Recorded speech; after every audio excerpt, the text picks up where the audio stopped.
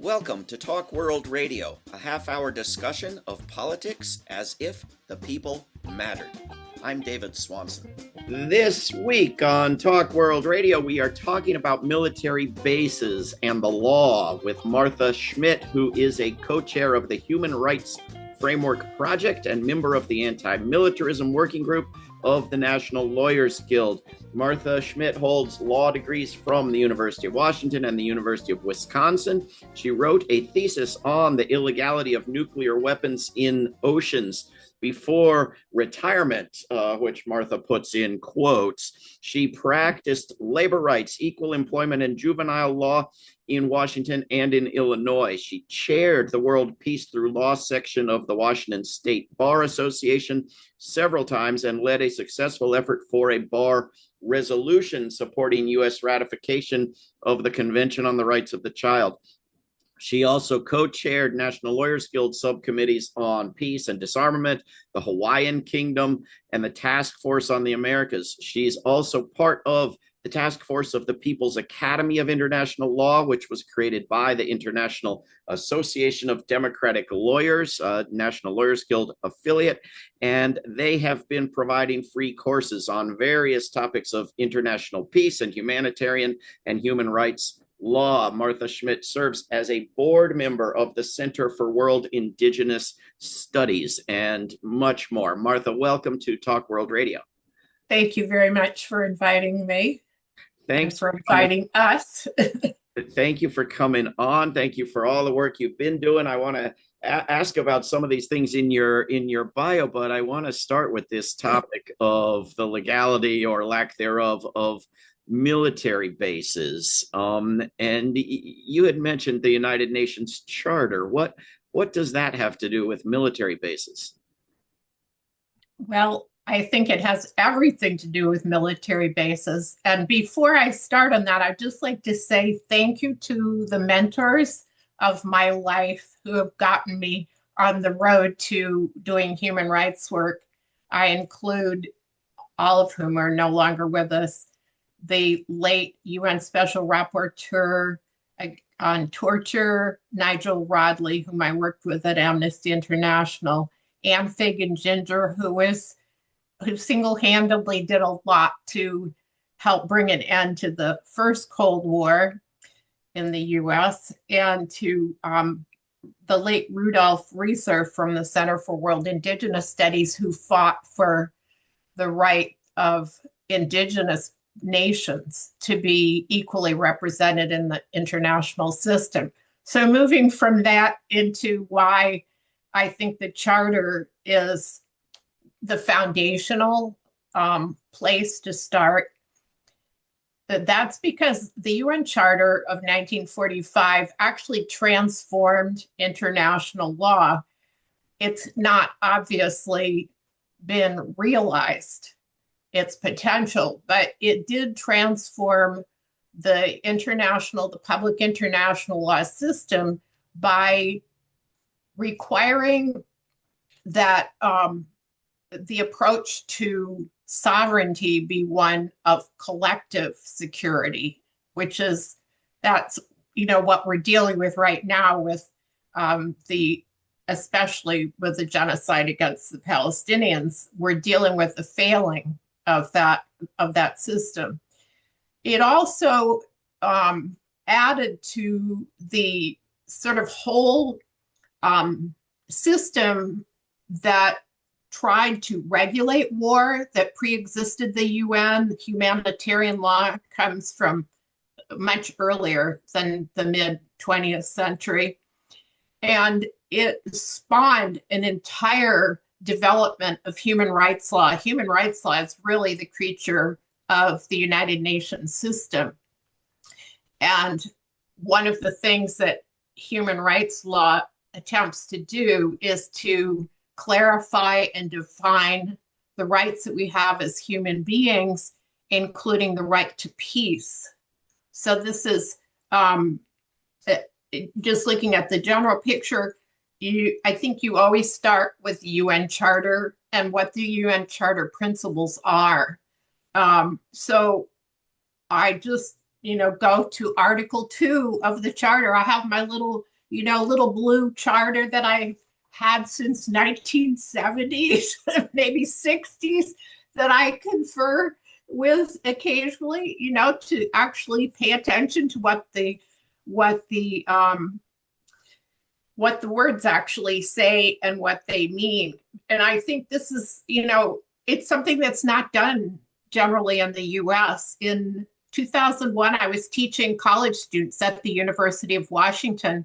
You remember 2001, the fall of 2001, nobody in my class, a human rights class, had read the UN Charter, and a discussion about aggressive war and the use of force had to start from the beginning with the class. And I was facing, the response that was generated by the television reporting, right, of what the U.S. was going to do and what it had the right to do and so forth, which was contrary to the UN Charter. So, and how do we get from all of this to military bases? Yes. You have the right to peace. You have the right not to have nations committing war or threatening war. But the Pentagon will tell you that the military bases, don't believe your lying eyes and ears, prevent wars and discourage wars. So what's the legal connection? Well, so the first part of it, though, is that all of those bases, regardless of the bilateral or multilateral agreements that are based on US law or foreign law, the law of other countries, all of those arrangements are also subject to the UN Charter.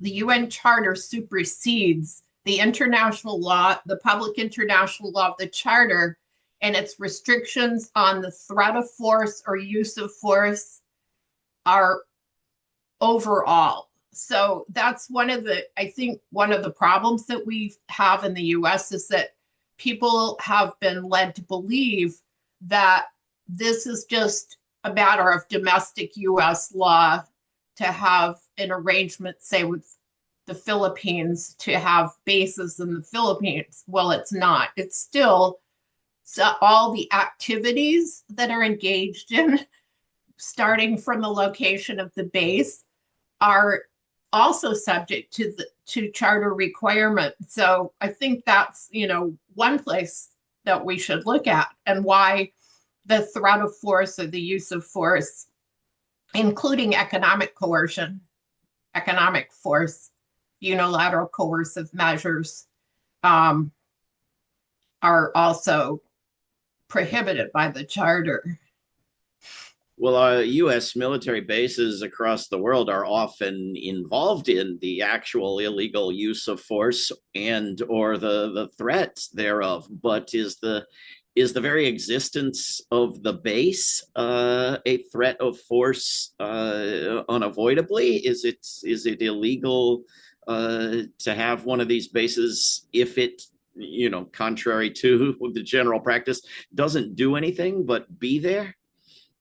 Yeah, well, that, of course, that's pretty much the line of the Pentagon, right? Is that it's just, it's just there. It's there. It's not really doing anything. It's just a place. But that's not, obviously, when you start breaking that down, that is demonstrably false, because you are transporting, for example, look at the the transport of weapons to kill people in Gaza. Those are, besides, many cities and ports and other locations, there's also bases used for that. There's bases for refueling, bases that the US uses all over Europe, for example. Those are also, so the base is not like, it's not just a neutral place that has no role. It exists in order for the system of war to be accomplished. So I'm not saying that there's, specific prohibition on that, because we have the problem of inherent national sovereignty and the way that's been used. But the fact is that let's just take the Genocide Convention, the prevention of genocide is required. It's prohibited to be complicit in aiding and abetting genocide. These are all things that happen, and the bases are part of that. So yeah, and you could say that also about the one thing I dealt with a lot with is the issue of nuclear weapons for example, in transiting through like the seas, different zones of the oceans. Well, the US always says, oh, well, it's a peaceful use for the nuclear armed carriers to move through any ocean space in the high seas, for example. And there are special rules about peaceful passage or innocent passage, but some passage isn't innocent. It's en route to an attack, or like what's happening in the Caribbean with the use of all these ships to actually kill fishermen, Venezuelan fishermen. These are like totally illegal actions, and the bases from which these ships are launched have a role to play. So which the drones are launched. Yeah. And I think the reason that what's important, I think, is going to be the coming together of the peace movements from the US and from other countries where these bases are located. And arguably, we could say where our bases are located too. I mean, it's not that we only need to get rid of all of the US foreign bases. I mean, obviously, if you're talking about disarmament, you have to look at the whole picture. But there seems to me to be a huge list of illegal activities associated with bases, and I wonder if any of them can be used to close the bases. There are bases sitting on stolen land. There are bases used in wars. There are bases used to prop up brutal governments, oppressing the people. There are bases used as lawless sites for imprisonment and torture and experimentation and execution. And there are bases used to kidnap people and deport them and imprison them on the bases. These activities are all illegal wherever you do them, but they're very much facilitated by military bases. Right. And so, for example, you have the US has a large number of bases in an occupied land, the Hawaiian Kingdom, for example. All of that is totally illegal. And so should the people of Hawaii, rise up and actually exercise their rights as an occupied power and have support from other nations, which is starting to happen. That's going to be the question of US bases there are going to be part of the discussion.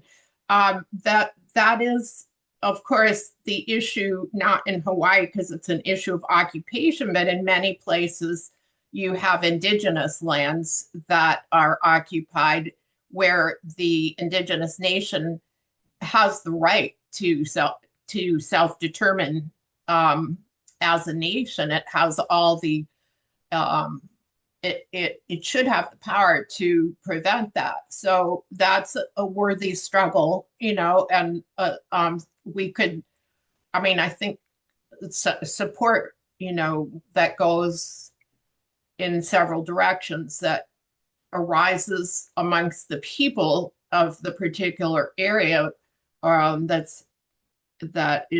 has a right to peace, but also from here, from people in parts of the US or in US cities who want to be in solidarity. I think we we also need to be claiming that we have a right to peace. We're looking at it in terms of the aggression of our country towards other states, but we also are part of humankind and should also have be thinking about what does it mean to have a right to peace? What would it be like? I spend most of my time working on the right to health care.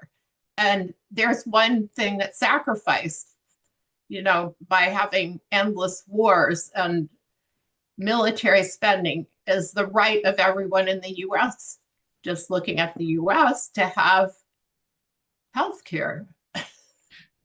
We are speaking with Martha Schmidt, who works with the National Lawyers Guild and many other great organizations. What about indigenous people like the people of Diego Garcia that have managed to win some court victories, that have tried to get back an entire island that was stolen for a military base in collaboration between the UK and the US? Yeah, right. Is there any real success there and any model for others? Well, indigenous peoples have tried to use the international court systems and they have gotten rulings. However, keep in mind that, I think it's a long-term struggle because what you have is the real the powers, situation, the NATO aggression that prevents the effective implementation or enforcement of these decisions. And right now, that we have, what we see in the International Court of Justice, but even more in the International Criminal Court, is a complete and utter failure to protect indigenous nations who aren't states or who may be states, who may be able to claim statehood, but to protect indigenous peoples from aggression. So it's this is a failing of the design of the United Nations system, is that the 7,000 or so indigenous nations that exist globally don't really they have barely a voice, and they certainly don't have any kind of real recognition. So, obviously these movements are going to come together in different ways to, I think, to help to reduce and get rid of foreign bases. And, like the situation in Ecuador, I think, that's obviously was one of the most successful movements in recent history, that they basically, I saw that base. It was enormous. It was a deep water port. It's just what the US wanted. And Ecuador made the US leave, which is pretty amazing.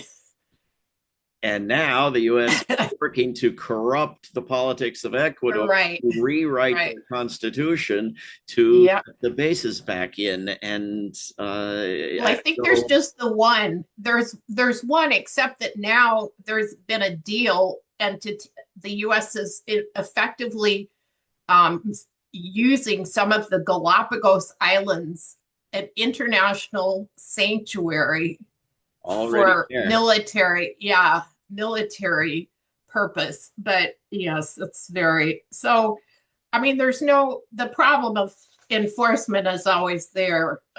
But obviously, we need to organize better and more. It seems sometimes that very accepted mainstream nations, not indigenous groups that are demanding recognition, nations like Iraq, you can have, a war supposedly end, and the people and the government vote repeatedly to have the bases closed and the troops out, and nothing changes. In other cases, like Okinawa, you have a regional government demanding the bases out, but a national government, in this case Japan, siding with the United States and keeping them there. So, Well, and that's another issue of, because it relates to the economics of bases, which we should talk about a little, because I think, the expansion of US bases and the huge number, it's like US development policy. It's a military development policy. Is you make deals, the economics are such that countries feel, some of them feel compelled to enter into these agreements to have foreign investment. It's really a terrible thing, because it's not, as we know, military's most polluting activity, and the countries end up with these with sites that are severely damaged. Or look at what happened to the Marshall Islands. I mean, you have long-term ruination. yes, indeed, still happening. What a what about the idea that is otherwise super popular around the world of national sovereignty? Because with military bases that are foreign, you have foreign troops explicitly placed outside the law. You have them given the right to pollute the environment at will, regardless of the law. You have essentially a second class status established for the local people on the bases.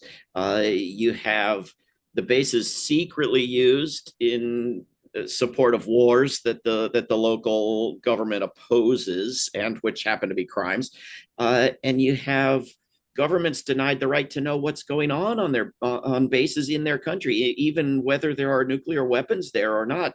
The U.S. has told Australia it's none of your business whether there are nuclear weapons in Australia or not.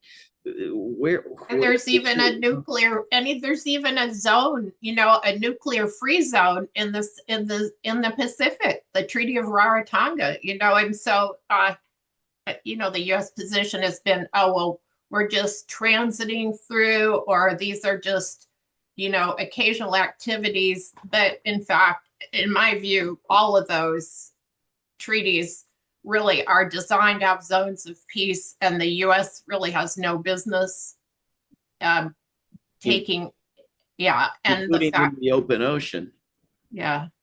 Well, the high seas, the open ocean, the high seas under the Convention on the Law of the Sea are supposed to be used for peaceful uses only.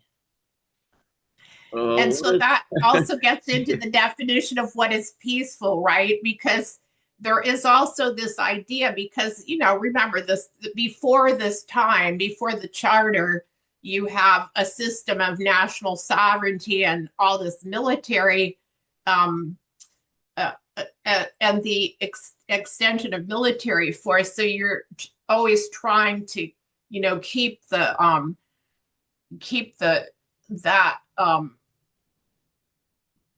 down. And so you end up with a treaty like, the whole question of transiting of military ships is a really questionable thing, right? I mean, all around the world. And so it becomes like you have to have innocent passage. And that just means that you're not engaging in war in those zones. But it doesn't mean that those ships aren't going somewhere to engage in war. So it's really, the whole system is built on it. That part of the system, that the movement in the sea, is built on a long history of tolerance for militaries. However, the UN Charter is not. I would argue that the UN Charter, it is novel in that it really, the issue of national sovereignty is really subject to the notion of collective security. And so, one of the areas that we haven't talked about, but Article 51, the self-defense, angle that the US always brings up. We had, let's see, we have we had anticipatory self-defense under Reagan. Then we got preventive self-defense and preemptive self-defense. But these are all doctrines that the US has cooked up to try to change the language. Yeah. And to engage in ever more aggression. Martha, we have about 2 minutes left, and I just want to ask if it's illegal under a treaty that's the supreme law of the land under the Constitution for the U.S. to be shipping weapons across the ocean. And I want to sue to abolish the U.S. Navy. What court do I take that to? I think the court you take it to, I think we need to develop, we need to do a lot more education here in the US on the right to peace and and to stop, basically we need to get control of our government to stop aggressive military action. It starts here. Well, it's a big project, and we're working on it. With just a minute left, how can people be in touch with you, follow your work, see what you're up to? Yeah, well, I work with the People's Academy of International Law and People's Academy whatever we are net, and I think we have a lot of it's all free access materials and by different scholars on a whole bunch of international human rights, humanitarian, and war and peace law. And so I would recommend that people are interested, follow that. Also, I think everyone should read the UN Charter. Very good idea. Very good idea. Your Congress member walks around with a little U.S. Constitution. We should get them some copies of the UN. They won't read it. My Congress member won't read it. Yes, well, we need to replace them as well as their materials. We've been speaking with Martha Schmidt with National Lawyers Guild and many other fine organizations. We will have links up to her work and her websites at talkworldradio.org. Martha, thank you for coming on Talk World Radio. Thank you very much for inviting me. This is Talk World Radio. I'm David Swanson. Take action at rootsaction.org. Help end war at worldbeyondwar.org. Read or listen to today's Peace Almanac entry at peacealmanac.org.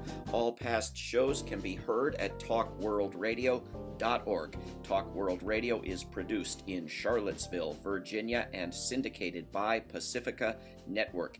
There is no way to peace. Peace is the way.